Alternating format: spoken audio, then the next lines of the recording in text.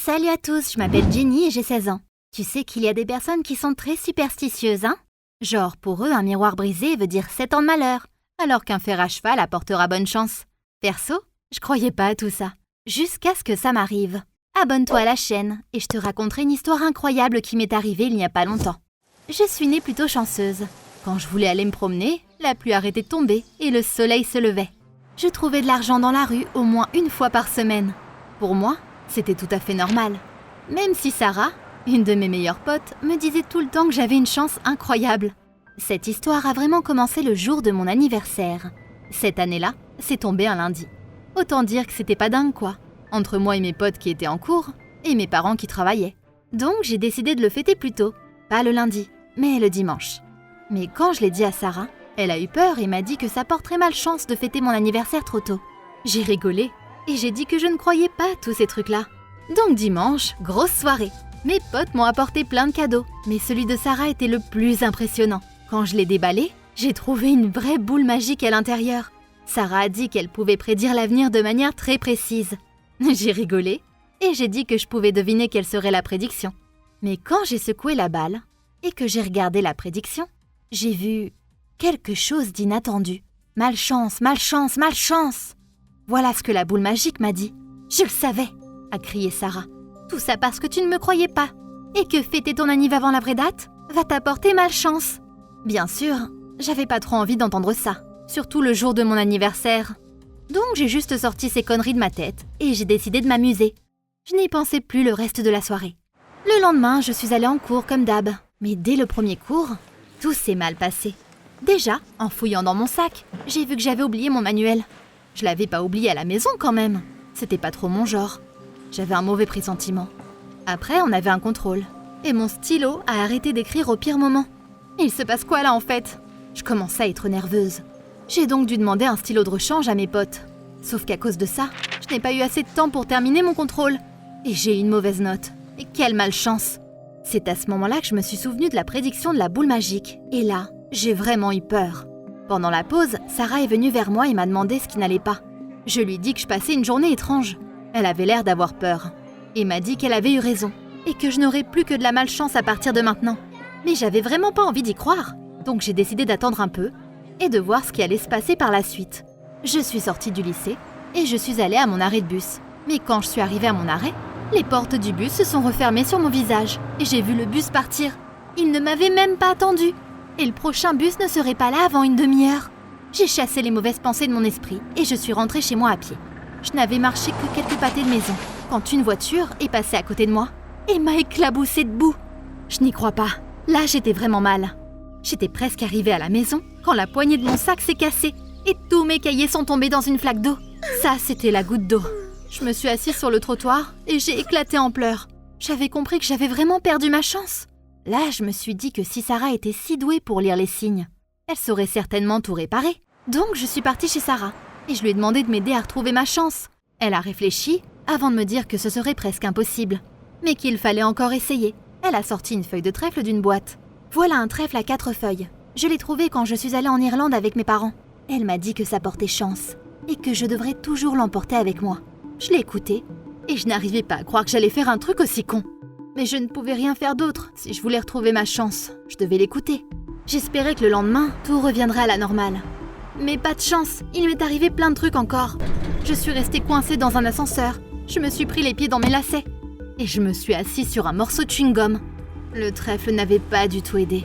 Je commençais à me dire que je resterais comme ça pour toujours. Le week-end, je suis restée à la maison.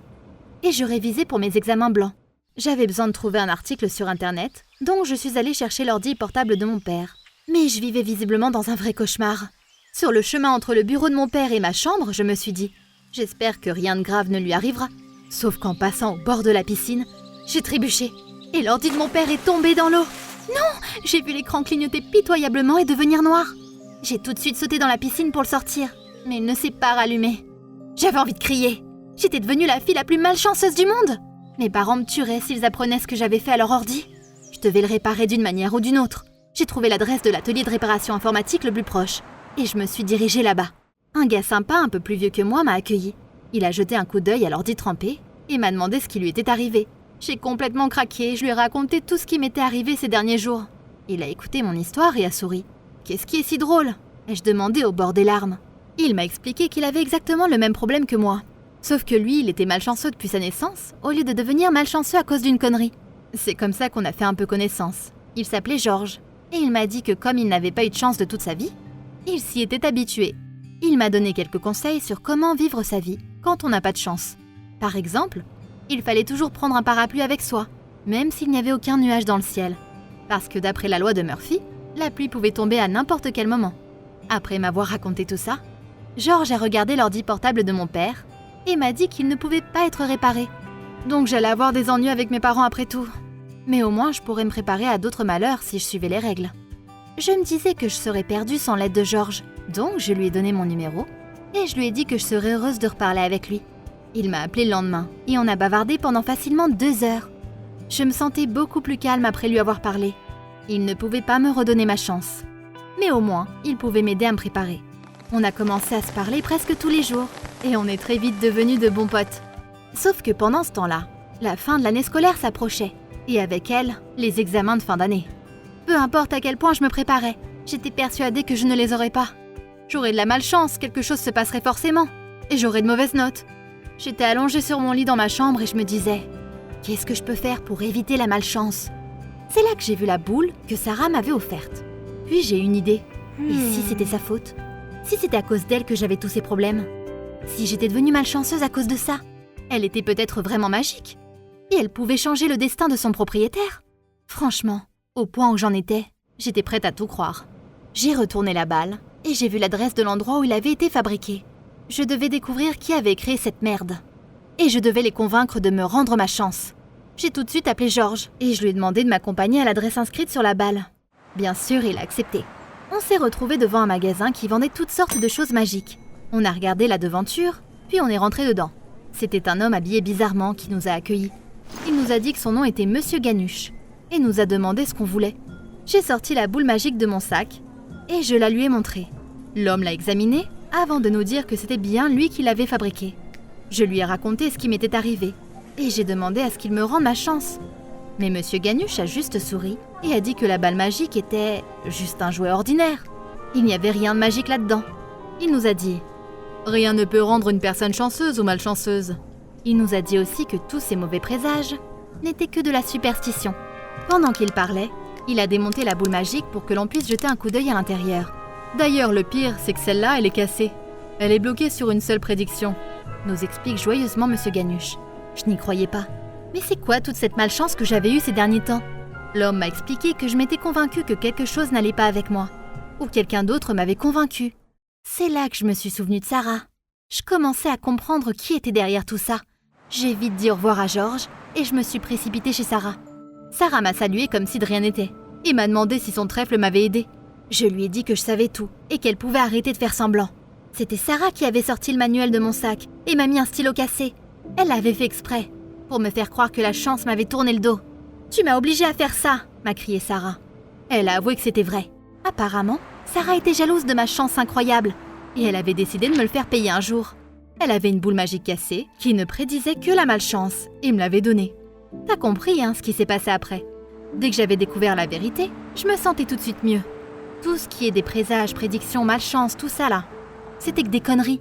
Et comme je m'étais convaincue que je n'avais pas de chance, j'ai décidé que je pouvais tout aussi facilement renverser la situation. Donc, je me suis simplement dit que ma chance m'était revenue. Et tu sais quoi? C'est exactement ça qu'il fallait faire. Je suis redevenue chanceuse, encore plus qu'avant. J'avais les meilleures notes pour tous mes examens, même si je n'y étais pas vraiment préparée. J'avais retrouvé ma chance et j'avais répondu correctement à toutes les questions. J'ai compris que les gens ne pouvaient pas devenir soudainement chanceux ou malchanceux. Tout dépendait de leur propre attitude. L'échec venait à ceux qui s'y attendaient. Je me sentais tellement heureuse d'avoir enfin compris ça. Je voulais appeler Georges tout de suite pour partager ma trouvaille. Mais c'est lui qui m'a appelé en premier. « Jenny, tu n'as aucune idée de ce qui vient de m'arriver », m'a-t-il dit joyeusement. Apparemment, il avait acheté un billet de loterie pour se faire de la monnaie. Il ne s'attendait à absolument rien. Mais en rentrant, il s'est rendu compte qu'il avait gagné une belle somme. Il m'a aussi dit que depuis qu'il m'avait rencontrée, il avait une chance incroyable. Georges pensait que j'étais celle qui lui avait porté chance. Pour être honnête, il m'a fait douter. C'était juste une coïncidence ou est-ce que quelque chose de magique existe vraiment? J'étais un peu confuse et je ne savais plus trop quoi croire. Tu sais peut-être? Dis-moi dans les commentaires ce que t'en penses toi.